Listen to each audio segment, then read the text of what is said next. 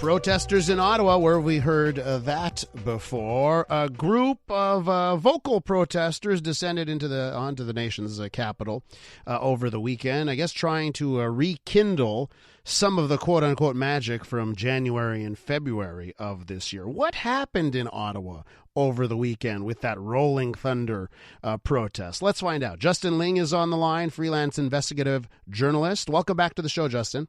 Hey, good morning. So listen, first things first, let's qualify the size of this protest over the weekend. Would you call it small? Would you call it large? How would you describe it? Yeah, I'd say it's a modest, medium crowd. I mean, it's really hard to assess. They were kind of spread out everywhere, but my best guess is 2,000 to 3,000 people, maybe a bit more. Certainly, not insignificant, but,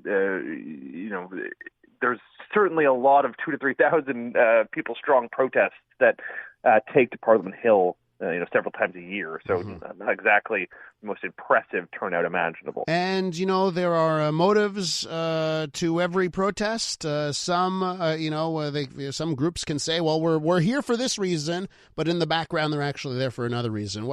When it comes to this Rolling Thunder rally, let's talk about the reasons this group said they were there and the reasons they were actually there. Yeah, so it's important to note that there's a number of people who were involved in the original convoy and occupation in January and February who are involved in this as well. They've reconstituted groups, they've changed the groups, they've renamed the groups, but fundamentally it's many of the same people, or at least and many of the people who organized this were participants in the occupation a couple months ago.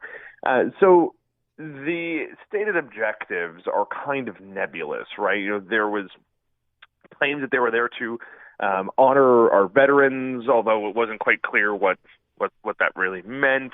There were the sort of general objections to vaccine mandates. But if you actually sit and listen to what was being said, and you kind of look at some of the stated language of some of these groups, it's very clear that this is explicitly anti-vaccine. I mean, it was mentioned time and time again from speakers at the two different rallies that happened on Saturday that vaccines are quote unquote medical experiments, that they have killed, depending on who you were listening to, thousands, hundreds of thousands, maybe millions, maybe even billions around the world, which of course is an absolutely ludicrously insane claim to make. But maybe one of the biggest kind of connective tissues between all the speakers was a rather deranged belief that the World Economic Forum, which is a small organization based out of Switzerland, the World Economic Forum is secretly pulling the strings in Canada, and that they are hastening a slide towards socialism and an autocracy here at home, and that a sort of Chinese-style dictatorship is in the cards for Canada, and that Justin Trudeau is enabling it, and that this is really the last stand before our freedoms are eviscerated. That was mentioned again and again and again by chief organizers, by other speakers.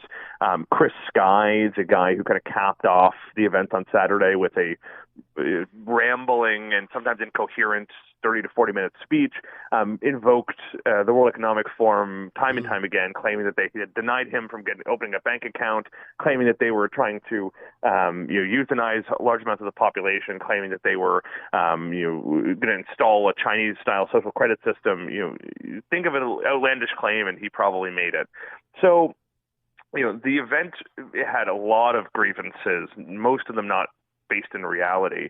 And frankly, the more you listen to them, the harder it is to take them seriously. We're with Justin Ling, freelance investigative journalist, talking about the protests that happened in Ottawa over the weekend. So, Justin, you brought up Chris Sky, and last week I heard some organizers saying, well, he's not a part of it, even though he was in documents and literature about what was going to happen over the weekend. Tell our listeners who this guy really is, because I'm not sure everyone is aware of Chris Sky. Yeah, I mean, initially they claimed that he had nothing to do with the event, which of course was contradicted by the fact that he was on the official program. He was on the schedule. He was on the official documentation for the event, listed as a special guest speaker and the final speaker of the day. Later, the organizers claimed that they weren't affiliating with him; they were just supporting his right to speak, which is a little hard to stomach. But nevertheless, Chris Sky has been arguably one of the most public-facing anti-vaccine, anti-mask, anti-social distancing activist over the last number of years. He's been arrested, charged, and fined numerous times for, not isolating after testing positive for COVID, for not isolating when he came back from abroad, for ignoring public health measures. He has become a sort of pariah, when it comes to anti-COVID-19 measures. And he has made some truly outlandish claims about the vaccines that are not based in science. But almost more troublingly, over the years, he has expressed just a grab bag of reactionary far-right opinions, including questioning the real death toll of the Holocaust and repeatedly trying to downplay the death toll experienced by Jews in Germany and further abroad. He has repeatedly expressed anti-Semitic conspiracy theories, white supremacist beliefs. I mean, this is a guy who has a long history of making just unbelievably offensive comments, and yet he continues to be one of the most prominent spokespeople for these events. And what's more, he was actually very present at the occupation in Ottawa in January and February. He was frequently on stage. He was treated as a celebrity as he walked through downtown Ottawa. And apparently that was not disqualifying enough for many politicians who continued to express support for the occupation, even though he was kind of increasingly this core figure to it. The turnout this weekend, not at the numbers that was promised by the organizers of this Rolling Thunder rally. I just want to ask you, Justin, if you think this is because of the police presence. Do you think the police did a good job at controlling what could have turned into a more difficult situation? Well, I think the Ottawa police position normally is, if you want to come protest, you are more than free to. Please get a permit, but you don't have to. And the Ottawa police certainly tolerate a fair bit of civil disobedience, right? Because it is the capital, and certainly that is kind of the posture that led to the capital being occupied in the first place.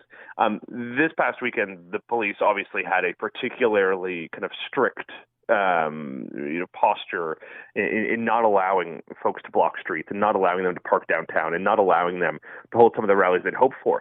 But even still, Ottawa police gave them a wide berth. They were allowed to hold a significant demonstration on the National War Memorial.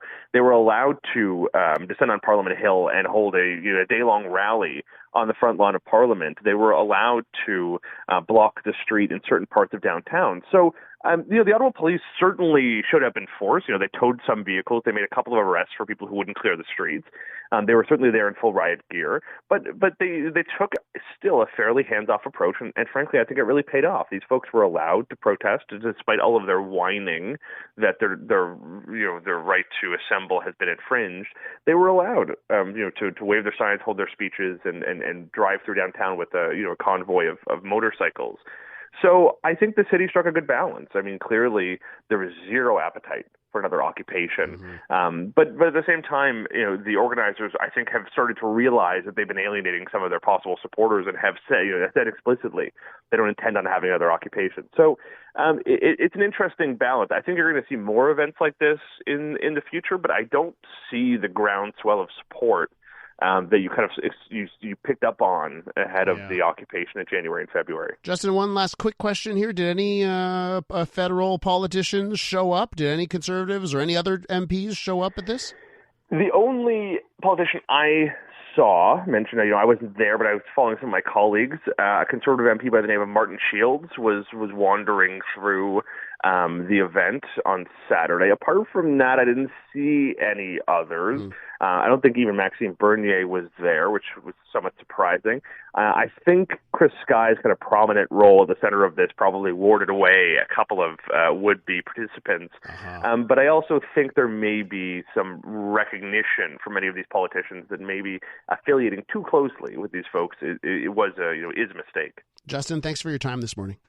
Thanks for having me. That is Justin Ling, a freelance investigative journalist, joining us this morning.